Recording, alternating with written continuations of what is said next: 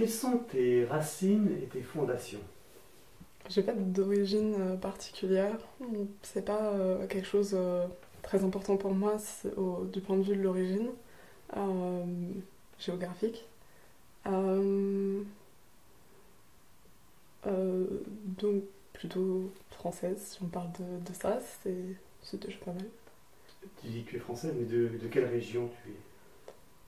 Je suis née à Lyon, mais j'ai pas beaucoup grandi là-bas. On a déménagé à Metz quand j'avais 4 ans, à la naissance de ma petite sœur. Donc je suis d'ici, de Metz. Sur mes fondations, en général, il y a quelque chose du soin, de prendre soin de l'autre, de porter attention à l'autre. C'est quelque chose qu'on m'a toujours transmis dans toute mon enfance, en tout cas, et même plus tard dans mon adolescence. Donc ça, je pense que c'est quelque chose qui prend vraiment beaucoup de place dans la manière dont je me suis construite. Il y a vouloir faire bien, pas vouloir faire le bien, mais en tout cas vouloir faire bien les choses qu'on fait, aller jusqu'au bout des choses, pas abandonner. Ça va un petit peu avec la rigueur, mais c'est quelque chose qu'on m'a beaucoup transmis, beaucoup que ma maman m'a transmis. En tout cas, aller jusqu'au bout des choses, pas abandonner en cours de route, voir ce que ça donne, et puis ensuite réfléchir à si on veut vraiment ça ou pas, mais en tout cas pas forcément aller vers la simplicité. Qu'est-ce que tu peux nous dire de tes parents? Beaucoup de choses. Euh, Déjà, j'ai eu beaucoup de chance, je pense, parce que j'ai eu deux parents qui ont toujours fait de leur mieux pour, en tout cas, nous donner tout ce dont on avait besoin. Ils ont fait des tas d'erreurs, ça c'est sûr, mais ça, je pense que on comprend très rapidement que c'est juste parce que c'est des êtres humains. Mais en tout cas, ils avaient une volonté vraiment profonde l'un et l'autre de nous donner tout ce dont on avait besoin, à ma sœur et moi, du coup, pour faire du mieux qu'on pouvait, enfin, pour qu'on devienne des meilleures versions de nous-mêmes en quelque sorte.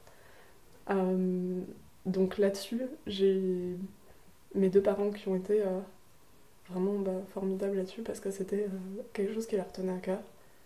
Euh, de nous protéger aussi beaucoup contre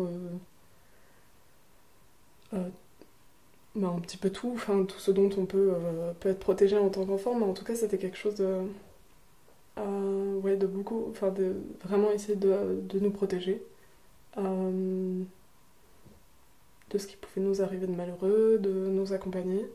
Et aussi qui nous ont l'un et l'autre beaucoup poussé à ça, pas abandonner, à essayer de faire de notre mieux. Ce qui est très marrant, c'est que l'un et l'autre l'ont fait de manière complètement différente, mais vraiment. J'ai mis beaucoup de temps aussi à comprendre que en fait, ils faisaient la même chose de manière très différente, mais qu'ils faisaient exactement la même chose. Ouais, en tout cas, nous encourager toujours dans ce qu'on faisait et aussi nous pousser à réfléchir. Euh, Ça, chacun avait leur sujet de prédilection aussi. Donc c'était sur des choses très différentes et puis finalement avec des opinions très différentes, mais en tout cas jamais s'arrêter aux premières idées qu'on avait. Euh, et en même temps, ils nous ont bien poussé vers l'indépendance, même si c'est pas facile pour eux, du coup. Mais en tout cas, ma soeur et moi, ça a été quelque chose qu'on a vite voulu être le plus indépendante possible. Donc, ouais, c'est comme ça que je l'ai décrit. Oui, il y a quelque chose d'un peu matriarcal aussi dans ma famille du côté de ma maman. Donc, ça y est pas pour rien non plus. Euh, c'est sûr. Puis ma maman a quelque chose aussi du soin, même si elle est pas du tout là-dedans. Euh, elle aime prendre soin, elle dit qu'elle a été pharmacienne dans une autre vie, et c'est un peu vrai. Enfin, certaines fois, elle a des choses qui lui viennent hyper spontanément alors qu'elle est pas du tout là-dedans et elle, elle prend bien soin, elle aime prendre soin des autres et elle le fait même sans s'en rendre compte, elle fait tout le temps ça, tout le temps. Euh, donc j'ai vraiment une image de la mère qui est très maternante là-dessus. Et, et oui, du côté de ma maman, c'est les femmes qui sont... c'est quelque chose... oui, un système beaucoup plus matriarcal que patriarcal. Euh, puis j'ai quasiment que... Enfin, j'ai un cousin et que des cousines. Après, il y a une majorité de... Et mon père a fait 3 filles, quoi. On est sur quelque chose où j'ai été beaucoup, beaucoup entourée de femmes, donc beaucoup plus de femmes et de filles. Donc forcément, j'ai été plus prise là-dedans plus facilement, quoi. Ça m'a pas demandé beaucoup d'efforts pour comprendre la femme, en général. Qu'est-ce que tu as appris d'autres de tes parents? C'est pas facile d'aimer. C'est quelque chose qu'aussi m'ont appris mes parents. Parce que c'est... il s'est passé énormément de... Enfin, beaucoup, beaucoup de choses très, très différentes dans toute notre enfance. Mes parents se sont séparés quand j'avais 12 ans à peu près. Et ça, le fait que c'est pas évident d'aimer, qu'il faut un petit peu aussi lutter pour ça, quoi, que quand il y a quelque chose qui nous tient à cœur, bah ça va un peu avec, mais quand il y a quelque chose qui nous tient à cœur, il faut un peu s'y accrocher et lutter pour ça, ça va avec ne pas choisir la simplicité, quoi. Même quand il y a eu des moments où c'était très difficile, on avait beaucoup vécu, ma mère, ma soeur et moi, toutes les trois ensemble, et on s'est toujours... on a toujours un peu gardé comme mot d'ordre de prendre soin les unes des autres. Donc ce qui est intéressant quand il y a un système à 3, c'est aussi qu'il y a toujours une en dehors des 2 autres et que ça alterne tout le temps. Et que du coup, c'est pas facile d'aimer parce qu'il y en a toujours une qui est en dehors des 2 autres. Et du coup, c'est quelque chose que j'ai appris et qui, je pense, me servira énormément par la suite. Que c'est pas quelque chose d'évident comme dans les Disney d'aimer. Donc tu me dis que c'est pas facile d'aimer. Mm. Donc comment faire pour aimer? À quoi il faut s'attacher pour aimer? Je vais faire une réponse un peu à l'envers. Dans l'autre sens, je dirais qu'il ne faut pas tant penser à l'instant présent. Enfin, ça va être un peu contradictoire ce que je veux dire. Mais pas voir uniquement ce qui se passe là maintenant tout de suite. Par exemple, pendant une dispute, pas voir ce qui se passe là maintenant tout de suite parce que savoir aussi pourquoi est-ce qu'on se prend la tête souvent. Généralement, c'est que de l'amour parce que j'ai expérimenté des moments où en fait quand on se dispute pas, c'est juste qu'on s'aime pas, enfin qu'on n'a rien à échanger, ou en tout cas qu'on veut pas lutter pour ça. C'est aller plus loin du coup que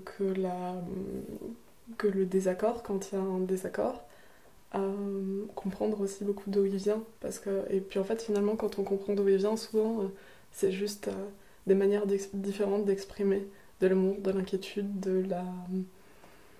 Ouais, globalement ces 2 choses-là, souvent c'est principalement ça.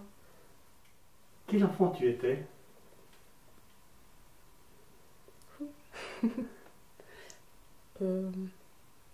J'étais très diverse déjà, en fonction des situations. Donc je pense que je peux faire un peu 3 grands tableaux. Il y avait à la maison où je me sentais vraiment moi, et où je débordais d'énergie. Mais vraiment dans le sens débordé. Il y en avait trop, je ne savais pas qu'en faire. Ce qui fait que je pense qu'à cet âge-là, je comprenais aussi déjà des choses qu'il ne fallait pas que je comprenne à cet âge-là. Et du coup, des fois c'est trop. Et du coup, c'est difficile à gérer quand le cerveau n'est pas développé pour. Donc il y avait plein de choses que j'arrivais pas beaucoup à exprimer, ce qui a beaucoup inquiété mes parents parce que du coup je dormais pas, par exemple. Et à côté de ça, à l'école, j'étais plutôt effacée. Parce que du coup, j'étais pas... Je pense que j'étais pas exactement comme la plus grande masse, que je comprenais pas du tout l'humour ou les blagues, les choses comme ça. Du coup, j'étais pas bien, on va dire, dans les groupes d'école. Enfin, c'était pas du tout mon truc. Et c'est pas quelque chose dans lequel je me sentais bien, donc vraiment c'était pas... J'aimais beaucoup apprendre, même si avec les soucis de concentration c'était pas forcément évident parce que quand on n'écoute pas, ça demande beaucoup beaucoup plus de travail. Mais par contre, ça fait que je me suis fait un groupe d'amis, enfin un groupe, 2 amis qui que j'ai depuis la grande section LCP en fait, et que je n'ai pas, donc depuis que je suis arrivée à Metz en fait, et où on s'est pas quitté depuis. Par contre, ça a fait quelque chose où très très vite, toutes les trois, on s'est trouvés et on s'est jamais séparés, même si, comme dans un système à trois, ça alterne toujours. Mais ouais, je pense que c'est à peu près ça l'enfant que j'étais. Au niveau de tes frères et sœurs, tu en as combien? Donc j'ai une petite sœur, une demi-sœur et la fille de ma belle-mère qui est une demi-sœur. Quoi. Et comment ça se passe avec toute cette fratrie? Wouhou. C'est quelque chose aussi la fratrie. C'est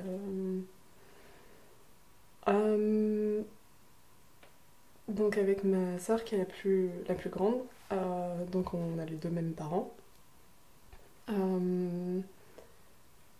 C'est la personne la plus importante pour moi. Elle est aussi très très intelligente, vraiment, mais elle a que 18 ans. Donc elle a plein de choses à comprendre.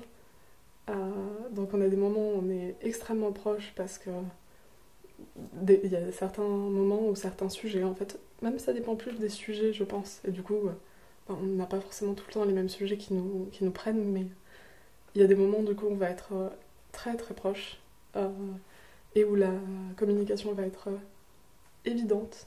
Au-delà même de très facile, c'est vraiment évident. Et il y a tout le reste du temps où on se comprend pas. Je pense qu'on sait qu'on s'aime profondément l'une et l'autre et que du coup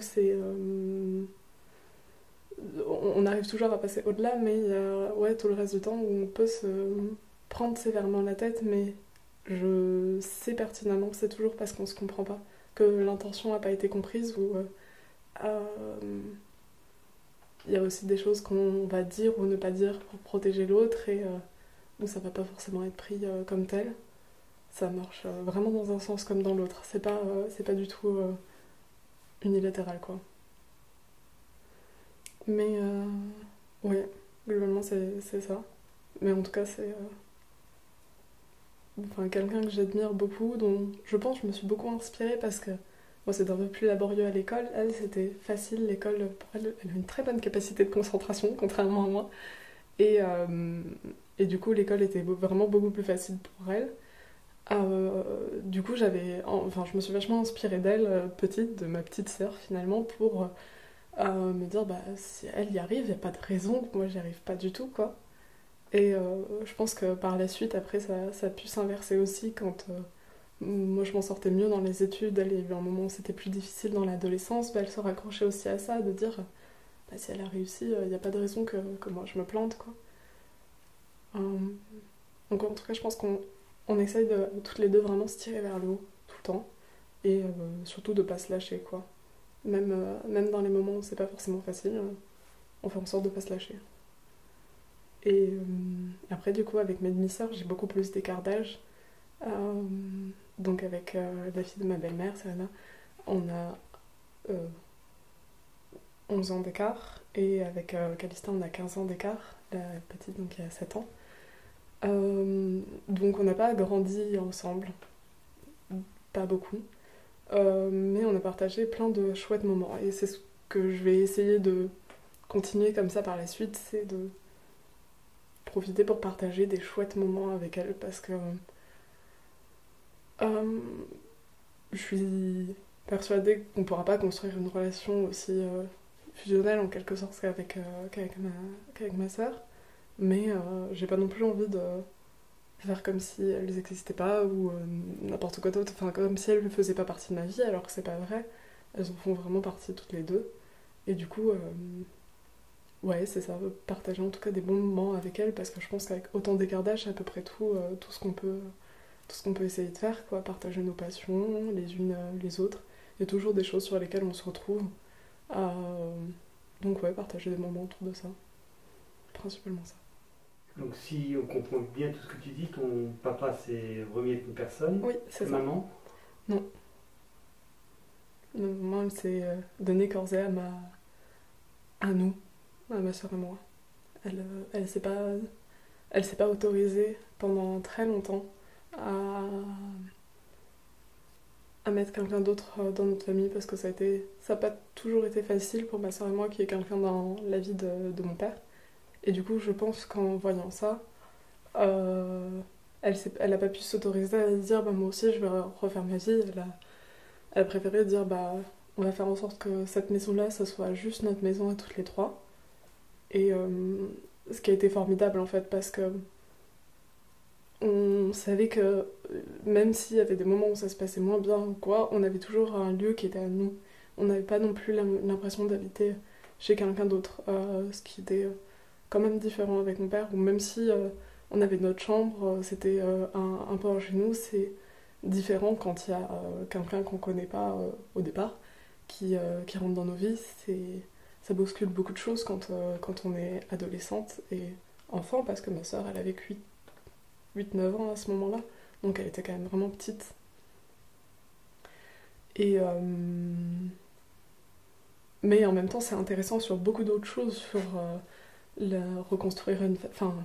capacité de reconstruire une famille, pouvoir ouvrir son cœur à d'autres choses, partager une vision de la famille qui est complètement différente, enfin complètement, qui est différente, pas complètement du tout en fait, qui est différente. Donc les deux se sont pas trop mal complétés, mais je pense que c'était important pour nous à ce moment-là avec ma soeur d'avoir notre bulle à nous. Et c'est pour ça que je pense qu'elle a pas pu refaire sa vie même.